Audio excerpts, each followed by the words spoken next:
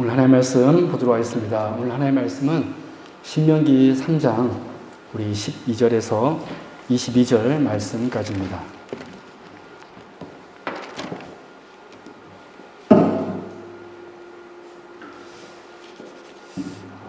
신명기 3장 12절에서 우리 22절 말씀까지인데 우리 17절 말씀까지만 같이 합독하도록 하겠습니다. 신명기 3장 12절에서 17절 말씀까지 같이 우리 합독하도록 하겠습니다. 같이 읽겠습니다. 시작.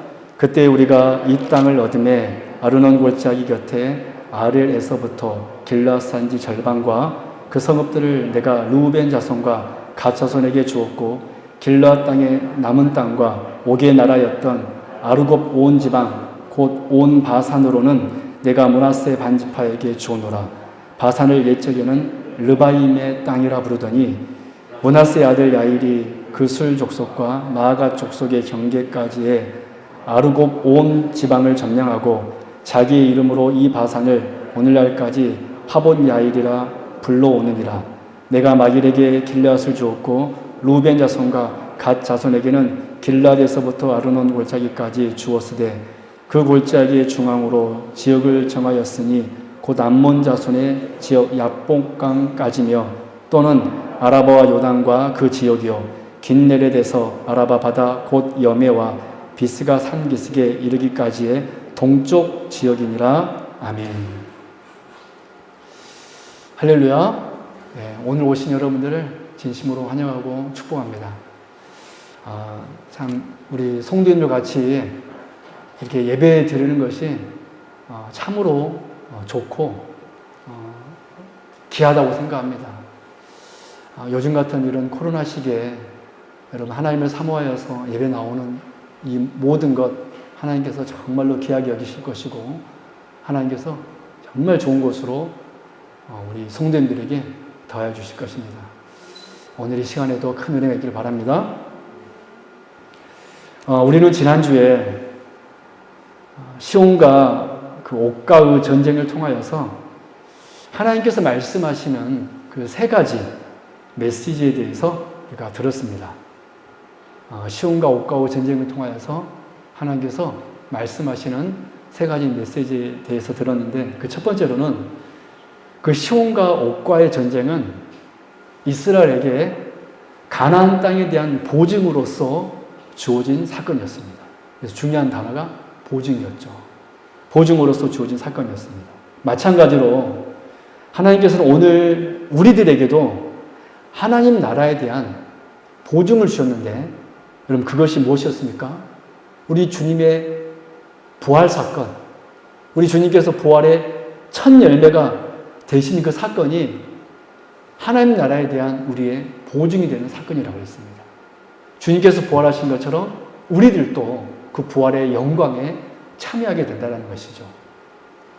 두 번째, 이 시온과 옥과의 전쟁은 이스라엘에게는 하나님께서 자신들을 위하여 지금도 싸우고 있다는 것을 알게 하셨고, 그리고 가나안 족속들에게는 그 시온과 옥과의 전쟁을 통하여서 큰 두려움을 주었습니다.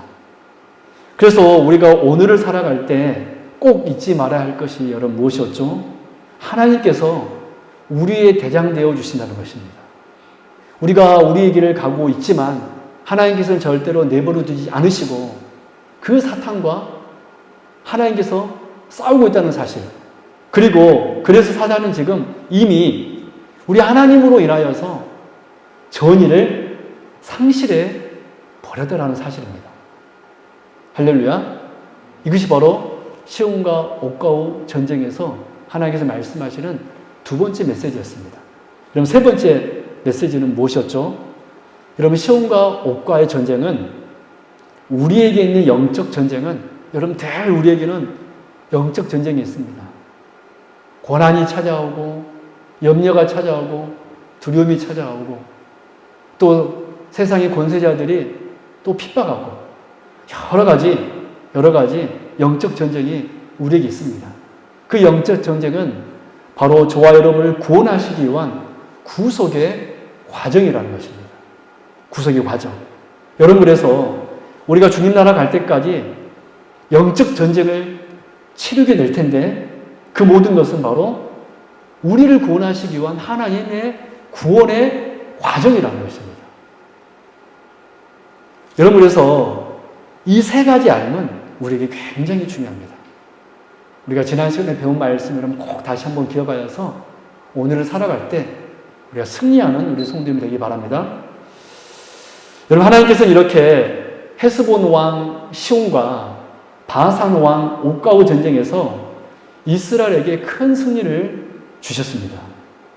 그런데 이 승리감에 젖어 있을 이 이스라엘에게 큰 위기가 찾아오게 되었습니다. 그 위기는 외부의 위기가 아니라 내부적인 위기로 루벤과 갓지파로 인하여서 일어난 위기였습니다. 그래서 오늘 우리는 오늘 본문 신명기 3장의 배경이 되는 민수기 32장의 말씀을 함께 살펴보면서 이 루벤과 갓지파, 이 두 지파로 인하여 초래된 이스라엘의 위기가 무엇인지를 우리가 살펴보면서 오늘 우리도 이런 위기가 언제나 찾아올 수 있음을 알고 더욱더 신앙의 경계를 견고히 할 수 있는 우리가 될 수 있기를 바랍니다. 성령 하나님께서 오늘 말씀을 통하여서 우리에게 큰 은혜를 더하여 주실 것입니다. 그럼 첫 번째, 그 루벤 지파와 갓 지파의 신앙의 위기는 무엇이냐는 거예요. 그것은 바로 첫 번째, 신앙의 문제보다 생활의 문제를 더 우선시하는 것입니다. 신앙의 문제보다 생활의 문제를 더 우선시하는 것입니다. 여러분, 오늘 본문을 보면, 오늘 본문 신명기 말씀 우리가 읽었죠. 12절부터 17절 말씀까지 우리가 읽어보았는데, 오늘 본문을 보면 모세가 점령한 요단 동편의 땅을 세 지파에게 분배하는 그러한 기사가 기록되고 있습니다. 오늘 보면 12절, 13절 같이 한번 볼까요? 같이 합독합니다. 시작. 그때 우리가 이 땅을 얻음에 아르논 골짜기 곁에 아로엘에서부터 길라 산지 절반과 그 성읍들을 내가 루벤 자손과 갓 자손에게 줬고 길라스의 남은 땅과 옥의 나라였던 아르곱 온 지방 곧 온 바산으로는 내가 므낫세 반지파에게 주노라. 바산을 옛적에는 르바임이라 땅이라 부르더니. 여러분, 우리가 방금 읽은 신명기 말씀에는 단지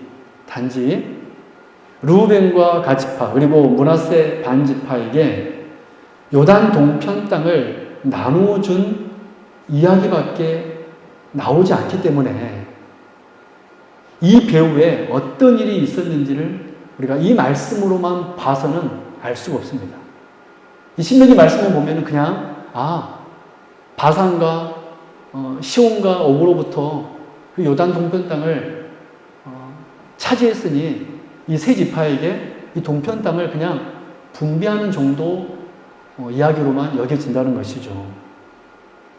그러나 우리가 이 오늘 본문의 말씀의 배경이 되는 민수기 32장의 말씀을 보면 이 일이 사실 굉장히 심각한 결과를 초래할 수 있는 중요한 일이었음을 우리가 보게 됩니다. 여러분, 그래서 우리가 하나님의 말씀을 정말 바르게 알기 위해서는 여러분, 본문의 말씀뿐만 아니라 언제나 다른 여러 말씀들을 함께 살펴볼 때 그 말씀의 참 의미를 바로 알게 되는 경우가 많이 있습니다. 오늘 본문도 마찬가지죠.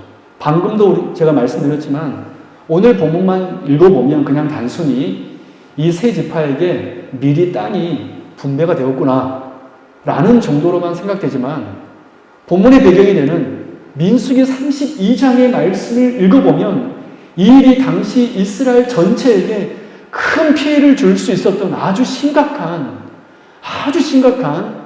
일이었다는 사실을 우리가 알게 됩니다. 그럼 오늘 본문의 배경이 되는 민수기 32장의 말씀을 한번 우리 찾아서 살펴보도록 하겠습니다.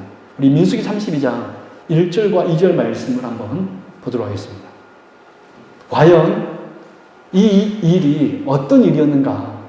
우리 민수기 32장 1절과 2절 말씀을 꼭 같이 한번 찾아서 우리 합독하도록 하겠습니다. 우리 같이 한번 읽어볼까요? 시작. 루벤 자손과 갓 자손은 힘이 많은 가축대를 가졌더라. 그들이 야셀 땅과 길앗 땅을 본즉 그것은 목축할 만한 장소인지라. 갓 자손과 루벤 자손이 와서 모세와 제사장 엘르아살과 회중 지휘관들에게 말하여 이르되.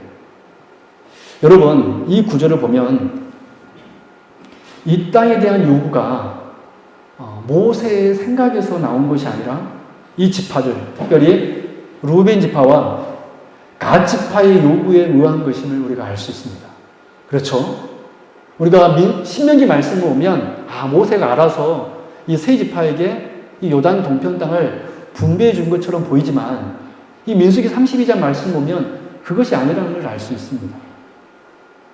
이 두 지파의 지휘관들이 지금 모세에게 찾아와서 요구했다라는 것입니다. 그럼 당시 이 두 지파에게는 가축이 많았기 때문에 가축을 기르기 적합한 요단 동편 땅을 보고는 한눈에 반해버린 것입니다. 너무나 좋은 거였어요. 그래서 모세에게 찾아가 목초지가 풍부한 요단 동편 땅을 자신들에게 달라고 한 것입니다. 저도 예전에 성지순례 기간 요단 동편에 있는 이 바산 지역을, 바산 골란, 이 바산 지역을 가본 적이 있었습니다. 지금도 예전에 그곳은 정말 목초지가 풍요로운 그런 곳이었음을 제가 보았습니다. 그랬던 것처럼 이 지역은 정말로 양들을 키우기에 정말 적합한 장소가 이 요단 동편에 있는 땅들이었습니다. 그래서 지금 이 두 지파들은 이 요단 동편의 풍요로운 땅을 보자, 이 요단 동편에 있는 이 풍요로운 이 땅을 보자, 마치 그 땅이 가나안 땅인 것처럼 거기에서 살고 싶어졌던 것입니다. 목초 그 많은 가축을 가진 이 두 지파로서 이 요단 동편 땅에 보니까 너무나 많은 풀이 있고 시냇물이 있고 그러니까 이 땅이 정말 너무 풍요로운 곳이구나 라고 생각하고서는 그 땅에 살고 싶어졌던 것이죠. 여러분, 사람이면 누구나 다 그런 생각을 할 수 있습니다. 그래서 사실 이 루벤과 갓 지파가 드는 그런 생각이 여러분 절대 잘못된 것은 아닙니다. 우리들 역시 살면서 어떤 물건을 보면 그것을 가지고 싶은 욕구가 있습니다. 그것을 소유욕이라고 하잖아요. 소유욕. 여러분, 어떤 것을 가지고 싶다는 그 마음 자체는 절대로 죄라고 말할 수 없습니다.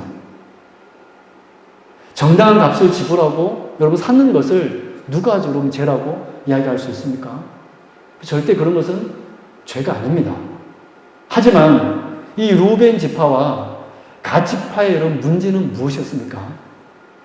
눈앞에 있는 것에 대한 소유욕 때문에, 이 소유욕 때문에 더 중요한 것을 잊어버리는 죄를 범했던 것입니다. 소유욕 자체는 그것이 죄다 라고 우리가 규정할 수 없지만 이 소유욕 때문에, 눈앞에 있는 그것 때문에 더 중요한 것을 잊어버리는 그런 죄를 이 루벤과 갓 지파가 범했다는 것입니다. 그것이 무엇일까요? 그것이 여러분 무엇이었을까요? 여러분 민수기 32장 5절 말씀 보십시오. 여러분 5절 말씀에서 그들이 모세에게 이렇게 말합니다. 한번 들어보십시오. 또 이르되 우리가 만일 당신에게 은혜를 입었으면 이 땅을 당신의 종들에게 그들의 소유로 주시고 우리에게 요단강을 건너지 않게 하소서. 그럼 그 부분 언제란 짓을래요? 이게 중요합니다. 우리에게 요단강을 건너지 않게 하소서. 여러분 바로 여기 우리에게 요단강을 건너지 않게 하소서, 여기에 이 두 지파에 심각한 문제가 있었다는 것입니다. 무슨 말씀입니까? 그들은 지금 그 땅을 분배받고 이제는 더 이상 요단을 건너지 않으려고 한 것입니다. 즉 좋은 땅을 보고 소유하고자 하는 이 마음이 생긴 것은 충분히 이해할 수 있습니다. 그 많은 가축을 가진 민족으로서 그 목초지가 풍부한 땅을 보니까 그 땅을 가지고 싶은 것 충분히 이해할 수 있는 일입니다. 그러나 지금 이들은 좋은 땅을 보고는 가장 중요한 사실을 간과해버린 것입니다. 우리 성도 여러분, 지금 이스라엘 백성들은 무엇을 쟁취하기 위하여서 가나안 땅을 향해 나아가고 있습니까? 이스라엘은 지금 하나님께서 약속하신 그 약속의 땅을 향하여 가고 있습니다. 여러분, 약속의 땅이라는 것이 무엇이죠? 여러분, 약속의 땅이라는 것은 이스라엘에게 단지 땅의 풍요, 물질의 부요와 살기에 좋은 곳만을 가리키는 곳이 아니었습니다.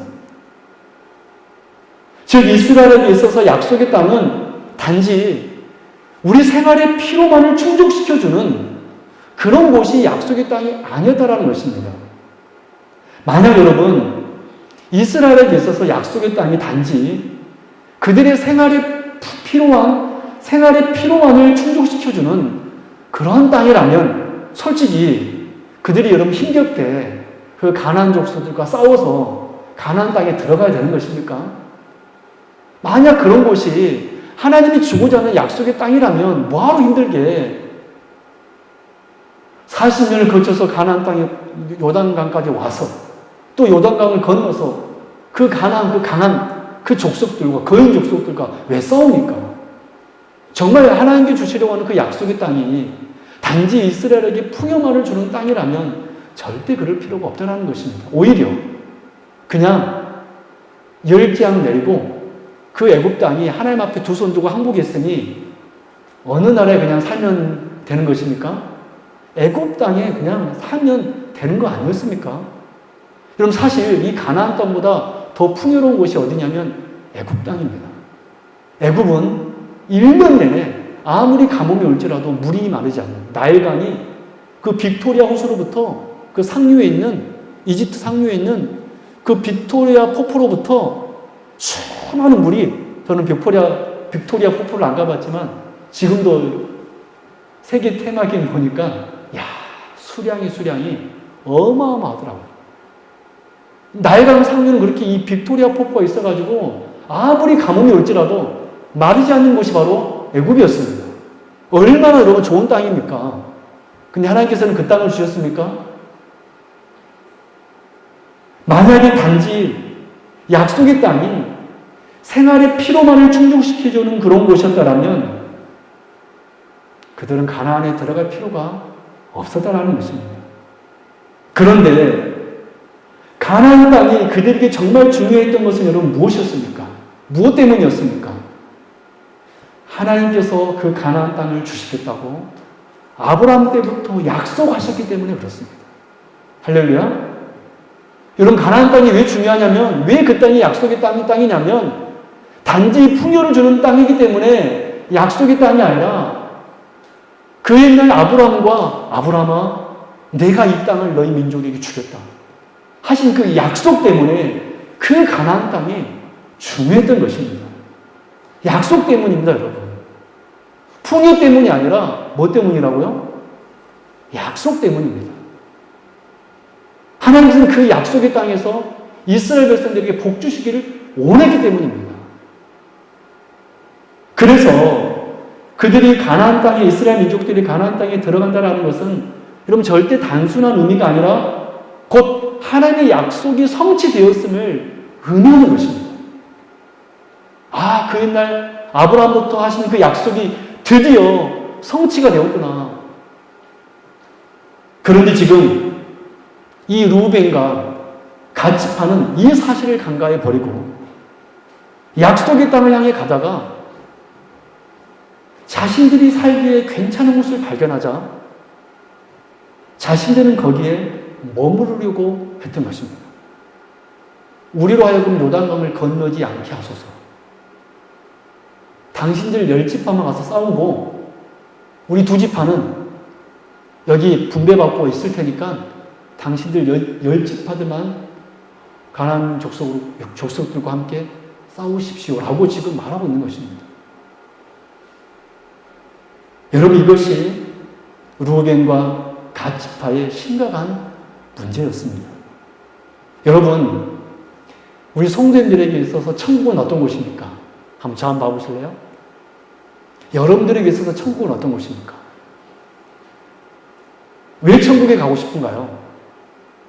많은 사람들이 천국에 가면 그곳에 모든 것이 있고, 먹을 것도 있고, 요즘 우리로 말로 하면 입을 것도 있고, 살기 좋은 집도 있고, 할 수 있는 모든 것도 있고, 아프지 않고, 고통당하지 않고, 슬픔도 없고, 눈물도 없고, 온전히 행복만 있는 곳. 그렇기 때문에 많은 사람들이 천국을 소망합니다. 그래서 돌아가신 분들에게 우리가 늘 하는 말이 뭐죠? 야, 천국에서 그분이 편히 쉬셨으면 좋겠다 라는 말을 하지 않습니까? 그런데 여러분, 하나님의 백성들이 천국을 대망할 때, 소망할 때 가장 중요한 요소가 과연 우리 육신의 몸의 복락일까요? 우리의 힘일까요, 여러분? 우리가 천국을 소망할 때 가장 중요한 요소가 많은 사람들이 말하는 그런 것일까요? 물론 천국은 당연히 그런 곳이 있습니다. 그런데 그것이 천국의 본질일까요? 요한계시록에서는 이렇게 말씀하고 있습니다. 그 하나님 나라에 대해서 이렇게 말씀하고 있습니다. 요한계시록 21장 23절 말씀입니다. 제가 봉독해 드릴게요. 요한계시록 21장 23절. 그 성은 천국입니다. 해나 달의 비침이 쓸데없으니 이는 하나님의 영광이 비치고 어린 양이 그 등불이 되시니라. 우리 하나님으로 영광으로 인하여서 그것은 해나 달이 필요 없다라는 것입니다. 여러분, 그렇습니다. 요한계시록에서 말하고 있는 천국의 본질이 여러분 무엇이죠? 사람들은 저 해를 보면서 야, 경이롭다 말을 안 해요. 저 달을 보면서 야, 너무 멋있다. 그러나 그 하나님 나라는 저 해와 달이 필요 없는 나라입니다. 왜 그렇습니까? 하나님이 거기에 계시기 때문에. 여러분, 천국의 본질이 여러분 무엇일까요? 천국의 본질은 단순히 그곳이 아름답기 때문이 아닙니다. 천국이 정말로 아름다운 것은 하나님께서 그의 백성들과 그곳에서 영원히 함께 하시기 때문에, 하나님께서 함께 하시기 때문에 그곳이 바로 천국이 되는 것입니다. 할렐루야. 여러분, 그것이 천국의 본질입니다. 물론 천국은 이 세상 어떤 곳과도 비교할 수 없는 정말로 아름다운 곳입니다. 멋진 곳입니다. 틀림없습니다. 그러나 만약 단지 우리 눈에 보기에 아름다운 곳이 천국이라고 한다면 그것은 예수 믿지 않은 사람들이 말하는 낙원과 별 다를 바가 없는 것입니다. 과연 믿지 않는 사람들이 상상하는 정도가 과연 천국일까요? 여러분, 그렇게 생각하셔요? 우리 이성의 머리로서 상상하는 정도의 천국이 그런 모습일까요? 천국은 그런 것이 아닙니다. 천국은 하나님이 계시는 곳입니다. 그 영광으로 말미암아 밝히 비춰지는 천국. 여러분, 쉬운 예를 좀 들어볼까요? 혼인한 부부 관계를 한번 생각해 보십시오. 이제 막 혼인한, 정말 이제 막 혼인한 부부는 정말 좋아서 죽고 못 살 겁니다. 그래서 옛날 어른들이 깨소금이 넘친다 이렇게 말을 하는데, 이제 막 혼인한 부부가 있는데 비싼 차를 타고 좋은 옷을 입고 멋진 집에 살면 남편이 없어도 괜찮은 것입니까?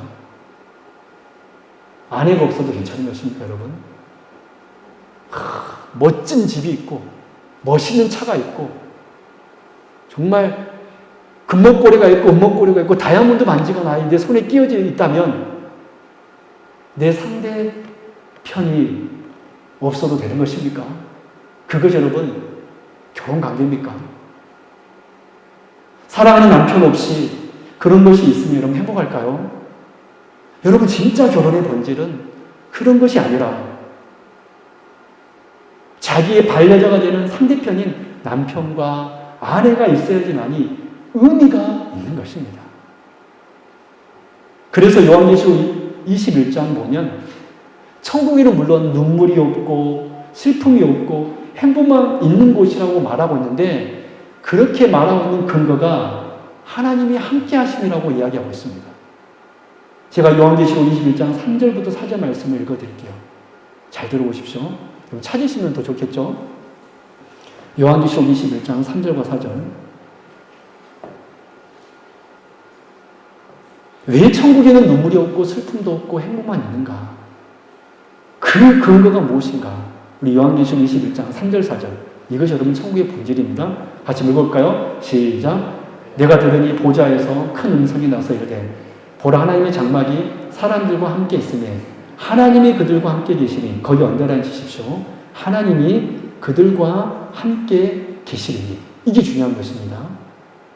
계속해서 읽어볼까요? 그들은 하나님의 백성이 되고 하나님이 친히 그들과 함께 계셔서 또 언제나 앉혀볼까요? 하나님이 친히 그들과 함께 계셔서 그러니까 어떤 일이 일어납니까? 시작. 모든 눈물을 그 눈에서 닦아주시니 다시는 사망이 없고 애통하는 것이나 곡하는 것이나 아픈 것이 다시 있지 아니하리니 처음 것들이 다 지나갔음이로라. 할렐루야. 아멘. 여러분 항상 본질은 하나님과의 관계에서 비롯된 것입니다. 부수적인 것은 그로 말미암는 복락입니다. 그래서 요한계시록이 그리고 있는 마지막 우리가 도착할 천국은 하나님이 함께 계심에 그래서 눈물과 고통이 사라지는 곳이 바로 그 하나님의 나라라는 것입니다. 그런데 루벤과 갓지파는 함정에 빠져버렸습니다. 어떤 함정에 빠져버렸습니까? 하나님의 약속보다 하나님과의 관계보다 물질의 풍요로서 약속의 땅을 그리다 보니까 눈에 보이는 땅의 낙원을 만나자 신앙이고 뭐고 하나님이고 뭐고 내면의 편함을 더 원해버린 것입니다. 여러분 바로 이것이 이 두 지파에게 찾아온 신앙의 위기였으며 이것이 바로 우리 또한 우리가 신앙생활하면서 만나게 되는 신앙의 위기입니다. 무엇입니까?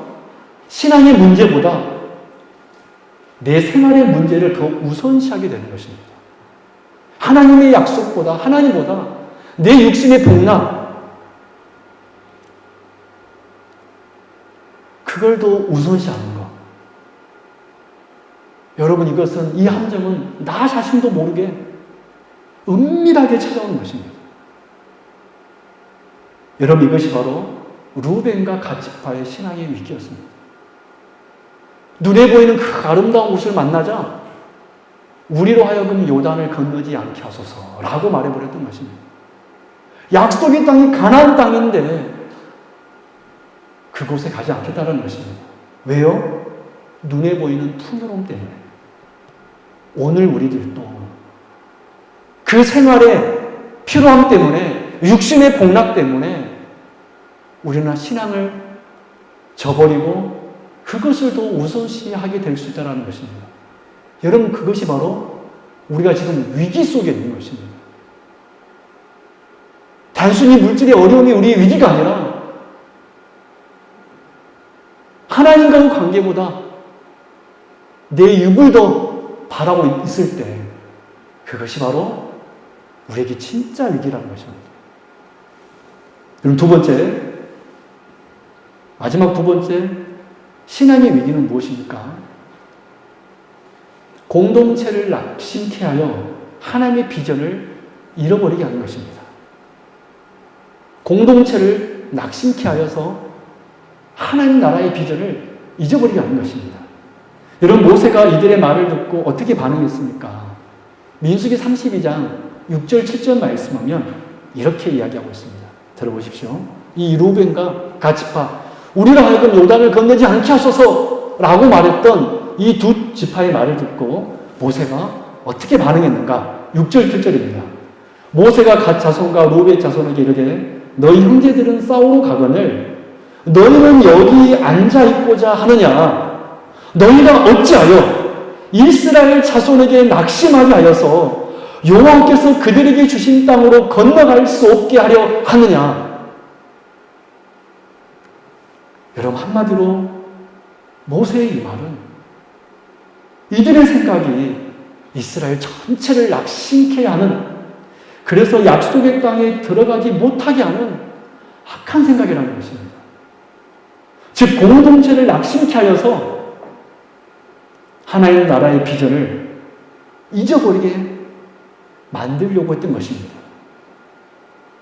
이러면서 심지어 모세는 이들의 생각이 그 40년 전에 그 가데스 바네아에서 이스라엘 백성들을 낙심하게 하였던 10명의 정탐꾼들의 죄와 똑같다라고 하고 있습니다. 민수기 32장 8절 13절 말씀 제가 길지만 읽어볼 테니까 잘 들어보십시오.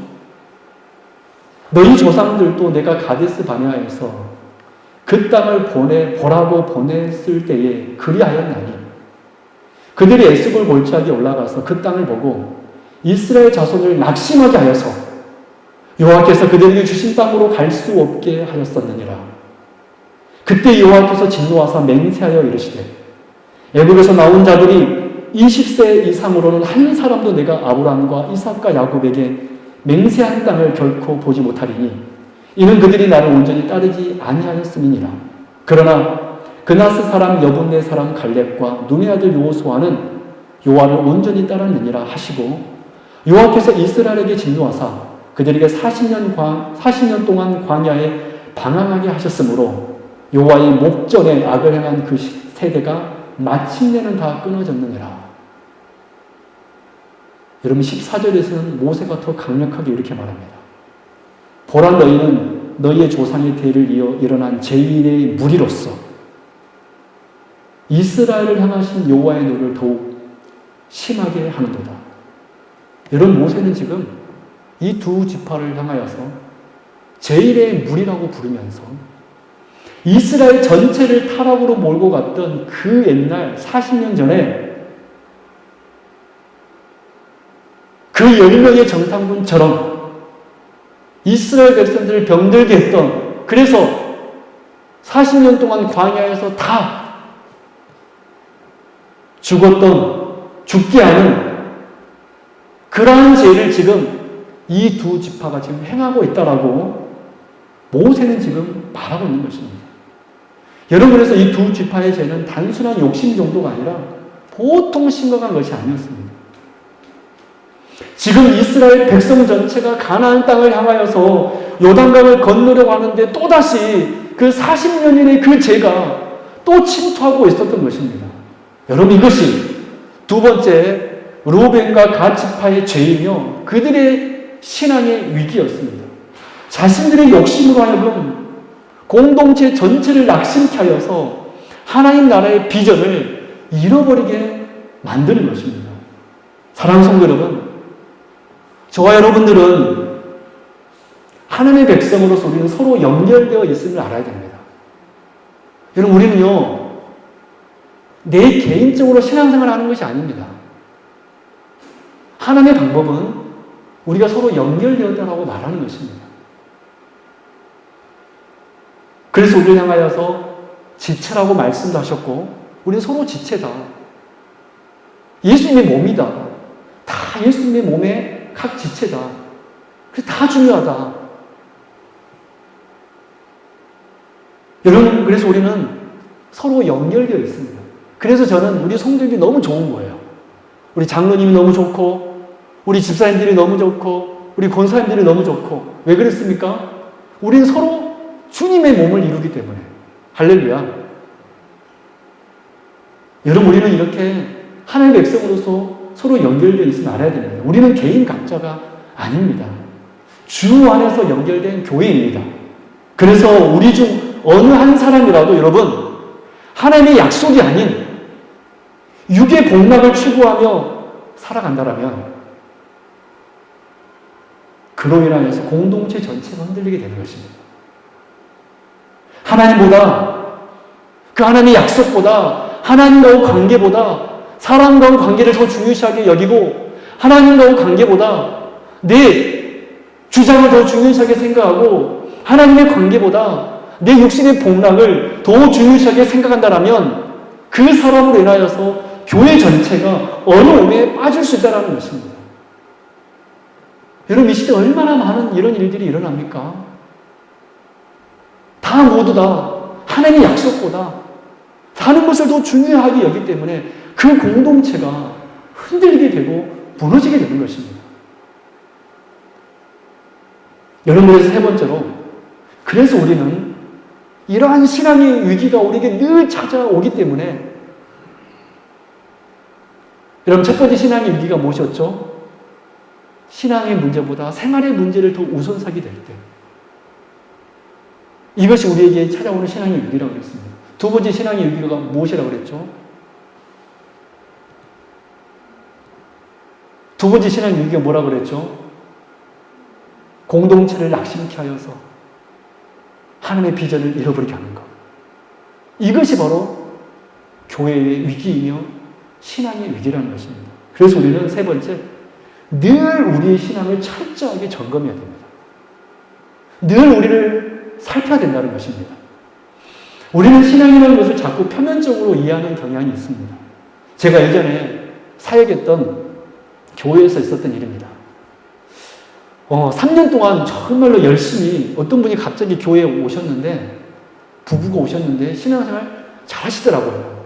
교회도 열심히 잘 다니고, 심지어 성가대도 봉사하고, 교회 온 지 얼마 되지 않았는데 성가대도 열심히 봉사하고, 또 구역 예배도, 그때는 그 교회는 셀이라고 그랬는데 셀 예배도 정말 잘 참석하고, 그 셀 성도들과 함께 관계도 굉장히 좋았습니다. 그래서 저는 저분이 참 신앙생활을 상당히 잘한가 보다 라고 생각을 했습니다. 그런데 갑자기 그 부부가 교회를 안 나오시는 거예요. 진짜 한 번도 빠진 적이 없습니다. 한 번도 성가대 빠진 적도 없고, 구역 예배도 얼마나 성실하게, 또 정말 그 구역 성도들하고, 그 셀 성도들하고 얼마나 관계도 좋은지 모릅니다. 같이 식사도 하고, 뭐 놀러도 가고. 저는 그래서 진짜 신앙생활 잘하는 줄 알았어요. 근데 갑자기 그분이 안 나오니까 제가 신방을 갔습니다. 아니, 성도님, 무슨 일 있으세요? 왜 갑자기 안 나오십니까? 라고 묻자 그분이 뭐라 그랬냐면, 자기가 3년 동안 교회를 다녀보았는데, 한 번도 안 빠지고 다녀보았는데, 또 성가대도 하고, 또 구역 모임도 하고, 다 해보았는데, 또 나름 재미도 있었다고 합니다. 그랬는데, 하나님이 믿어지지 않더라는 것입니다. 하나님이 믿어지지 않더라는 것입니다. 무슨 얘기인지 알겠죠? 예배도 참석하고, 성가대도 봉사도 하고, 또 구역 예배도 잘 드리고, 또 성도들과 관계도 되게 좋았는데, 결정적인 것은 무엇이었냐면 하나님이 믿어지지가 않더라는 것입니다. 그래서 그분이 내린 결론이 무엇이었냐면, 하나님은 계시지 않다 라는 결론을 내리고 이제 신앙생활 그만하겠다는 것입니다. 그리고 정말 그분은 그만뒀습니다. 모르겠어요, 지금은 어떻게 됐는지. 제가 그분의 그 말을 듣고 참 많은 생각을 했습니다. 많은 사람들이 신앙생활을 바로 그런 거라고 생각합니다. 그러면 교회가 문제가 없고 내 신앙이 문제가 없을 거라고 생각합니다. 여러분, 교회 잘 나가고 나름 헌신도 하고 당연히 그렇게 해야 됩니다.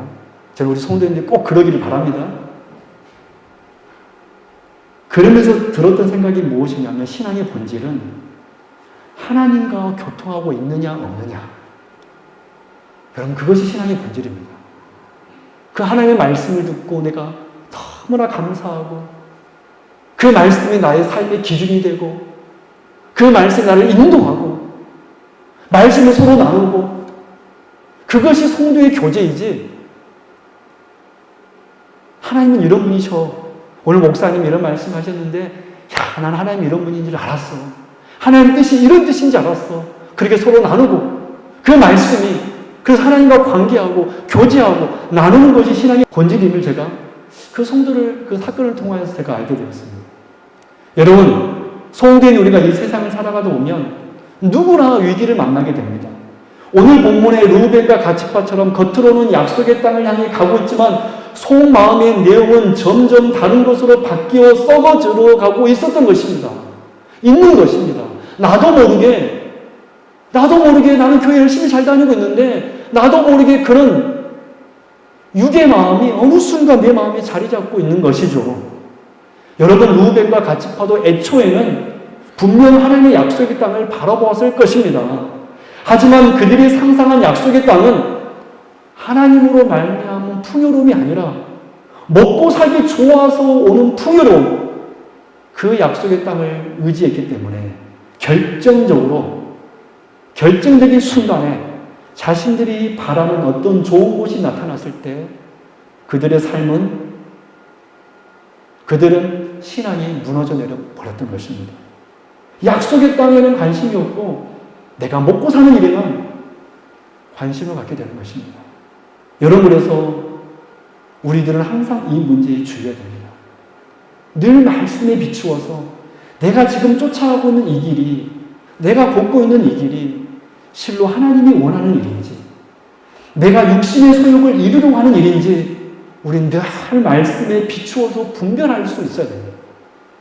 그래서 내가 원하고 바라는 길, 우리 젊은 사람들은 대학을 가고 직장을 가고 승진을 하고 수익을 많이 얻는 이 모든 것이 솔직히 나를 위한 것인지 아니면 참으로 하나님을 위한 것인지 그 동기를 어디에 두고 있는지 우리는 늘 말씀에 비추어 내 스스로에게 질문해보고 대답할 수 있어야 한다는 사실입니다. 여러분, 그래서 언제나 중요한 것은 말씀을 아는 것입니다. 내 경험과 내 생각과 내 어떤 도덕적인 기준이 아닌 말씀을 통하여서 하나님의 뜻을 알 때 우리가 흔들리지 않습니다. 르우벤과 갓지파는 약속의 땅에 단지 물질의 풍요만을 주는 것이 약속의 땅임을 알았기 때문에 그 물질의 풍요를 만나자 그곳에 머무르려고 했던 것입니다. 여러분, 말씀을 모르면, 말씀을 제대로 알지 못하면 우리는 신앙의 위기가 어느 순간 찾아오게 되는 것입니다. 결정적인 생활에 어떤 문제가 찾아왔을 때 우리는 그것을 택해버리고 마는 것입니다. 신앙이 아닌 길을 택해버리고 마는 것입니다. 사랑하는 성도 여러분, 그래서 진짜 위기는 무엇이냐면 물질의 위기도 아닌 진짜 위기는 말씀을 알지 못하는, 그래서 하나님의 뜻을 저버리는 신앙의 위기가 진짜 우리의 위기인지를 아는 우리가 될 수 있기를 바랍니다. 말씀 맺도록 하겠습니다. 오늘 우리는 시온과 옥가오 전쟁 이후 요단강 동편의 땅을 분배받은 지파들이 어떤 면에서 잘못을 저질렀는지에 대해서 말씀을 통해서 잠깐 살펴보았습니다. 성도인 우리가 오늘을 살아가면서 만나게 되는 신앙의 위기가 무엇이었습니까? 결정적인 순간에 약속의 땅에는 관심을 갖지 않고 내 자신의 피로에만 관심을 가지게 되는 것.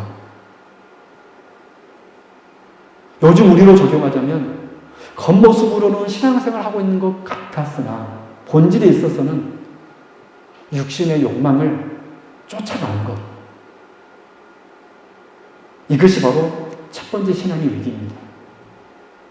두 번째 신앙의 위기는 나의 죄로 말미암아 공동체를 낙심케 하는 것입니다. 그래서 하나님의 비전을 잃어버리게 만드는 것. 이것이 바로 두 번째 교회의 위기가 되는 것입니다. 저는 우리 세움교회는 서로 연결되어 있음을 알고 내 생각을 주장하고 내 육신의 복락을 주장하는 교회가 아니라 온전히 그 약속의 말씀을 붙들고 서로 사랑하고 격려하고 안아주는 그러한 복된 교회가 되기를 진심으로 바랍니다. 우리 세움 공동체는, 우리 세움교회는 반드시 그런 교회가 될 것입니다. 여러분, 그래서 우리 교회는 늘 말씀을 듣고 말씀을 배우고 말씀을 나누고 그 말씀이 우리 삶의 기준이 되어서 결정적인 순간에도 내 육신이 원하는 어떤 것이 나에게 주어질지라도 그것이 하나님이 원하는지 그렇지 않는지를 우리가 질문해 보면서 살아갈 수 있는, 늘 무엇을 결정할 때, 선택할 때 이것이 하나님이 원하는 길인지 하나님의 뜻인지 아니신지를 결정하고 물으며 살아갈 수 있는 주의 백성 되기를 주님의 이름으로 축원합니다. 기도하겠습니다. 하나님 아버지 감사합니다. 오늘 우리에게 말씀을 주셔서 감사합니다. 우리가 살아가면서 우리도 모르는 사이에 신앙의 위기가 찾아오면 봅니다.